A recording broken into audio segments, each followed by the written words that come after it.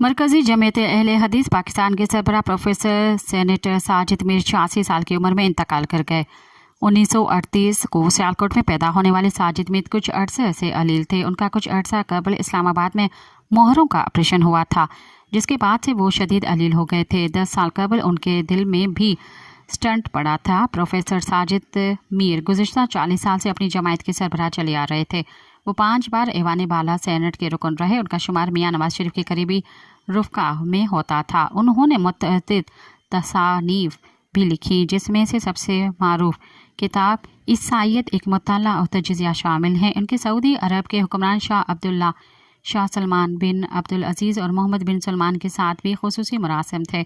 सियासी तारीख़ में उनकी एक मुनफरिद पहचान जनरल परवेज़ मुशर्रफ के सदर के इंतखाब में मुखालिफत में तन्हा वोट डालना था।